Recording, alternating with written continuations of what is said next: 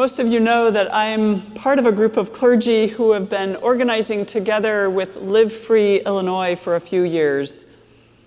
The group consists of Reverend Sierra Bates Chamberlain, Father Michael Flager, Rabbi Seth Limmer, Reverend Dr. Otis Moss III, Pastor Chris Griffin, Pastor Cy Fields, and some others that come in and out.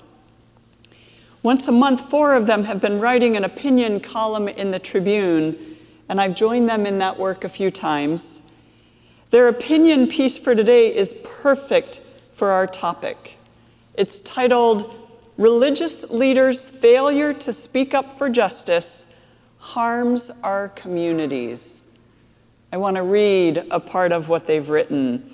They start by talking about the Parliament of the World's Religions that is meeting here in Chicago this week, and how the first one was held here 130 years ago. And then they say this: the reason for this gathering is aspirational and summarized in the Parliament's mission: to cultivate harmony among the world's religious and spiritual communities and foster their engagement with the world and its guiding institutions in order to achieve a just, peaceful, and sustainable world. A just, peaceful, and sustainable world doesn't simply call itself into being. In fact, the opposite seems to be the case. Human behavior, lacking safeguards of communal thinking and concern for others, brought us directly into this season of unprecedented climate calamity, world-spanning warfare, audacious autocrats, and a heightened awareness of the deep structural injustices of our society. Religion, consisting of communities of shared faith and commitment, is perhaps the most powerful antidote to the problems that plague our world today. But even we, as faith leaders, are fully aware that sometimes religion can contribute more to the problem than it can to the solution. And we are fully aware that this is but one of the reasons that more people than ever are turning away from organized religion. Jake Meador recently argued in The Atlantic that the 21st century American exodus from religion is, counterintuitively, due to the fact that mosques, synagogues, and churches do not ask enough of their members. A vibrant, life-giving church requires more, not less, time and energy from its members, Meador argues, adding, it asks people to prioritize one another over our career, to prioritize prayer and time reading scripture over accomplishment. And then my 4 courageous colleagues say, while we agree in principle that the role of religious institutions should be to create a sense of urgency and action in its community, we are shocked that all the requirements Meador refers to are about individualism, prayer, study, individuated church communities. It is sad to hear a call for churches to revitalize their purpose by serving only their own buildings and those who sit inside on a regular basis. Yet despite an unprecedented urgency in our civic affairs, Meador's findings do not surprise us. After 3 years of struggling to adapt to COVID-19, many faith communities have made the decision, consciously or otherwise, to turn inward. We know of too many Chicago faith institutions limiting and defunding their social ministry. We've heard of too many houses of worship that have chosen to focus on tithing and paying members rather than the wider world outside. Meanwhile, America eviscerates the rights of women, the LGBTQ+ community, and people of color while deifying the false idols of gun ownership and rapacious capitalism. Still, for traditions rooted in hope and redemption, we hear too many religious leaders saying, now isn't the time to be political. This is why we are speaking Monday at the Parliament of World Religions about what we perceive as today's most fundamental failure of faith, the seeming unwillingness of most faith leaders to speak up for matters of justice and peace. Christianity speaks of the importance of works over faith. Judaism is far more doing the deeds we are commanded to do than ascribing to any theology. The prophets our traditions share were unafraid to speak truth to power in their attempt to unite the religious community to build a just world. This is the work the Reverend Martin Luther King Jr. called building the beloved community. We believe it is the moral responsibility of the faith community to speak truth and be the conscience of the world. Thus, it is necessary for the 21st century faith leader to take up the prophetic call to regain our prophetic voice. Their article goes on, so I hope you'll read the rest of it later today. In their piece, they highlight what have long been dichotomies for faith communities: the separation between church and state, the separation between religion and politics, the separation between spiritual nourishment and prophecy, the separation between the individual and the communal, the separation between piety and secularism. There are very few faith communities that are able to blend these and not keep them as separate, often choosing one over the other. Even here in this church, there was a time 30 years ago when the congregation approached the pastor at that time and let him know that he was so focused on activism and justice that they were lagging in spiritual nourishment. They were trying to tell him that they had the activism and prophecy part down pat, but they longed for the spiritual grounding and nourishment part. Our worship team can tell you that at most meetings, we continue to have conversations about the balance between what are thought of as activist sermons and themes versus spiritual growth or nourishment sermons and themes. We try to ensure that we're not choosing one or the other, but in fact that we are trying to do the blending. As your preacher and primary worship leader, I can tell you that sometimes I have to think intentionally about the blending because my focus is naturally on the communal and the prophetic. And sometimes I forget to consider how individuals and individual spirituality impacts that. And sometimes I get so frustrated with what my colleagues have named so well, the turning inward and the focus on money and survival of so many faith communities, that I'm determined we will not become them.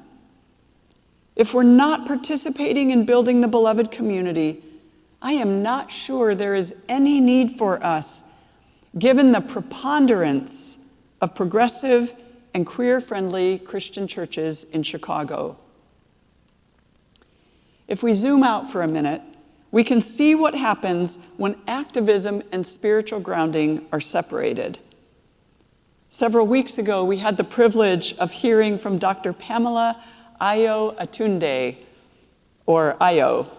She's a friend of mine and someone who has done a great deal of work around what spiritual or sacred activism looks like and sounds like. She recently wrote a book called Casting Indra's Net: Fostering Spiritual Kinship and Community. And in this book, she draws from the various world religious traditions. In the book, she expresses her concern that part of what ails us in 2023 as a people is what she refers to as mobbery, or mob action. She describes mobbery as a process that centers on anger, energy, and power. She says, it is the aggregation of personal anger into a collective anger that develops a power beyond that of individuals. In this chapter on mobbery, she looks at the January 6th insurrection and what led up to it as a prime example. I think she is spot on. I've been a part of marches and protests that can turn in a moment depending on who is at the microphone. I am all for protesting and speaking truth to power. When leaders at a march or a protest begin to use the F word, and I'm not talking about faith, or begin to direct their blame against one person, I do a quick assessment about whether or not I want to stay. There is no one person who can be blamed for any of what is going on, and when a crowd begins to focus that way, I consider leaving. As a faith leader, there are some chance I will not participate in. My clergy colleagues and I have had many discussions about our discomfort taking part in some marches or protests. We've learned to ask who the lead or sponsoring group is. We've learned to ask who will be making decisions about who speaks. We have learned to ask if there is a permit for the gathering. We understand deeply how individual anger grows in a collective, and we seek to harness the anger so that it becomes prophetic rather than bloody. There is a fine line between calling someone out for injustice or inaction and encouraging hatred of that person. Part of why we suffer from mobbery as a people is that we buy into this othering of people that then leads to dehumanization and then justifies aggressive and harmful actions. By the time the crowd on January 6th stormed the Capitol, Nancy Pelosi was no longer human. I have been in crowds here in Chicago that shouted terrible things about mayors while they were still serving. And I don't believe that is the best way to speak truth to power. It too easily leads to mobbery.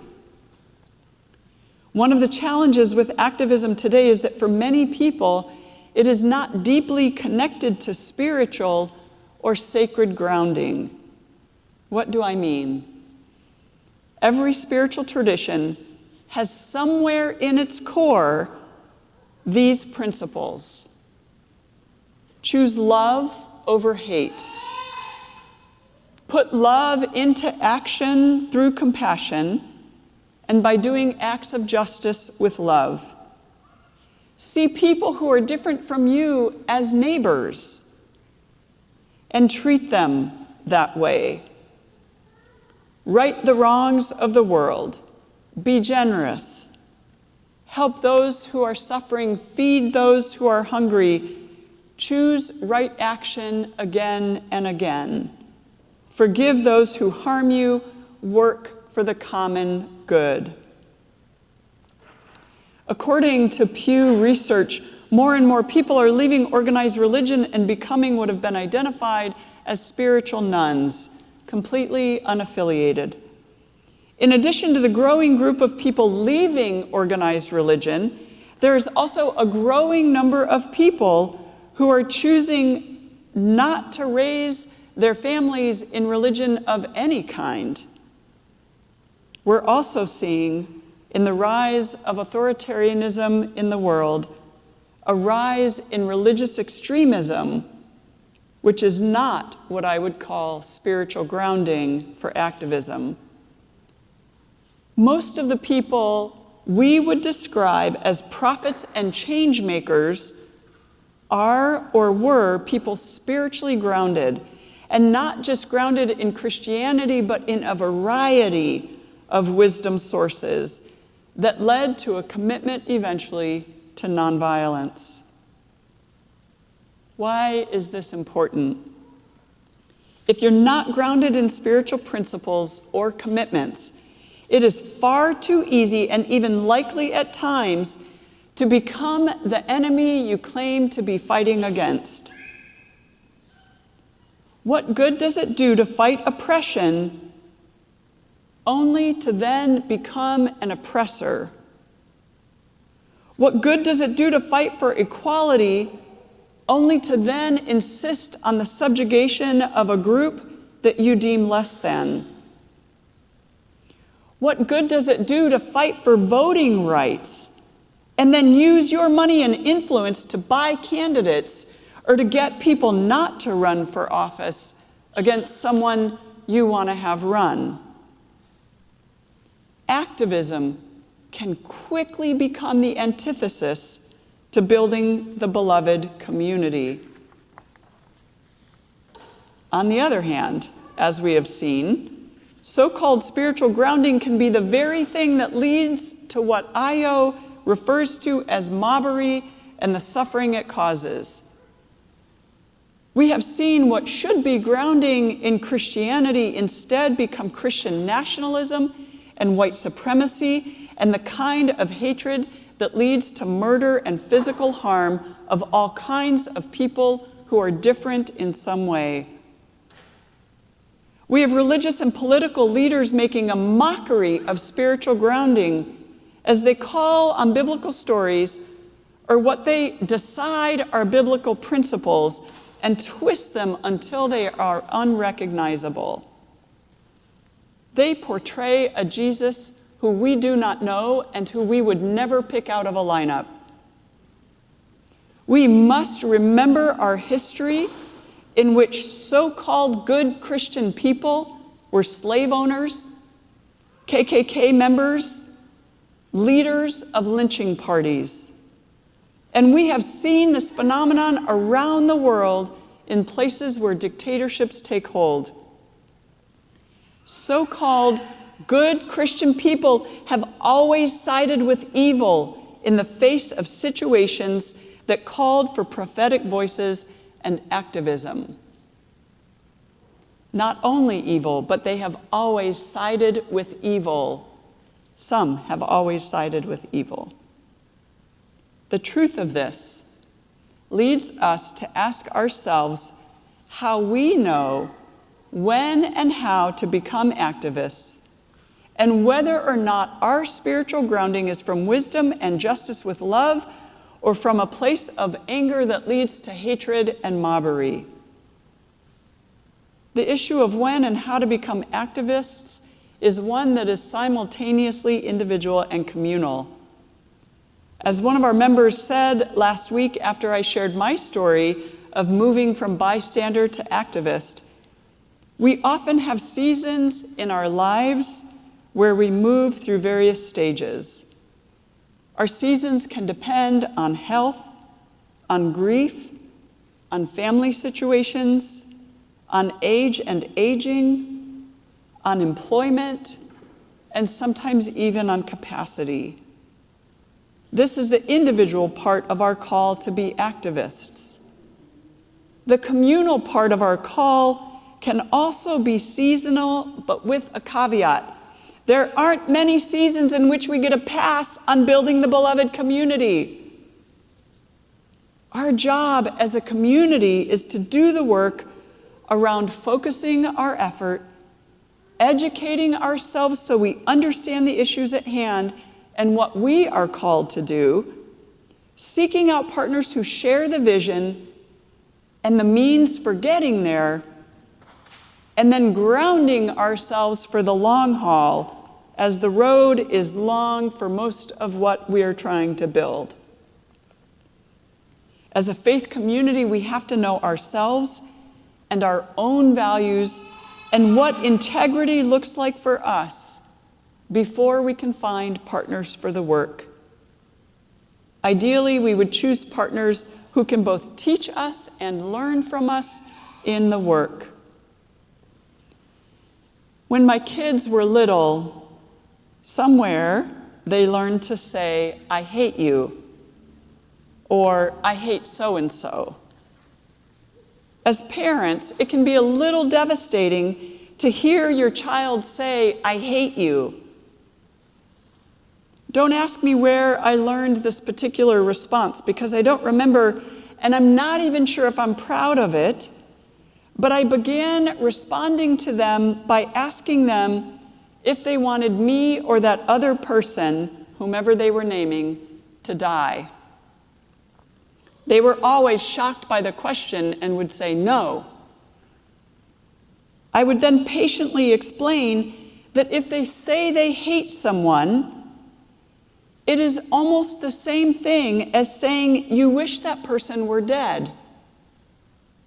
Hatred, I would explain, can lead to such a cut-off relationship that you wouldn't care if the person lived or died. Just saying it out loud to you makes me think it probably wasn't my finest parenting moment. But I wanted them to understand how poisonous hatred can be. And voicing hatred for someone is just the beginning of cutting them off. When I think about spiritual grounding and activism, I think about this story and what I was trying to teach them at the time. Hatred of any kind, othering that cuts people off completely, dismissing what whole groups of people have to say, or saying F so-and-so or to an entire group, are all behaviors that I don't want to be a part of. Now, it's important to know I'm not a prude when it comes to the F word. And though it's not a word in my own vocabulary, what I object to is the use of it for hatred or dismissing or blaming one person. As a faith leader, I understand its use, particularly by activists and people who often get frustrated. And while I don't want to join in protests or marches where it has to be used as the best way to whip up a crowd, I do understand the power of it for people. And I will always believe there are better ways. I'm concerned about blaming one person for anything because I think in systems and I think in systematic change and systemic change. I've also seen the consequences when one person is singled out and blamed. I want us to be a part of building the beloved community, and I don't think blaming one person gets us there. At the same time, you know me well enough to know I will tell the truth about someone when it is required. I make no apologies when I hear Bishop Brazier, the son, being praised for community work. When I ask the person doing the praising, do you know he excommunicated all of the queer people from his church a few years ago? I can speak truth about widespread harm without preaching hatred or reverse harm. Activism has changed rapidly with advances in technology. I was 24 years old before I bought my first computer, and much older than that when I bought my first cell phone. For many of us, justice movements grew slowly and over time with the help of things like newspapers and magazines, television, news broadcasts, billboards, poetry, essays, books. Today, because of the internet and social media and phones that are computers and cameras all in one, movements can take off like wildfires. On the one hand, that is such important progress. And sometimes change needs to happen quickly and violence needs to be interrupted. On another hand, The speed with which information is sent out makes it difficult to engage in discernment around a particular issue or call to action. The use of social media makes it easy for peers to pressure peers to show up and do something, even if it may not be something that person feels called to do. As spiritual people, what is our responsibility to engage in action? As activists, what is our responsibility to ground ourselves in spiritual wisdom and insight? The use of social media for activism is brilliant and needs care at the same time. We can call people out right and left. Who are we accountable to? How will we know if what we are saying is building or destroying the beloved community? Those questions don't just pertain to social media, but everywhere we are using our voices or our collective power. As activists, who are we accountable to? As spiritual people, who are we accountable to? The easy answer is to say God to both. And there's more to it than that. We're also accountable to the beloved community we are trying to build, our partners in the work. As my colleagues said in their opinion piece, the Parliament of the World's Religions that is gathering here in Chicago this week is part of our accountability network, our Indra's net, as Io describes it in her book. May the gathering that is happening deepen all of our commitment to building a world that is just, peaceful, and sustainable. Amen.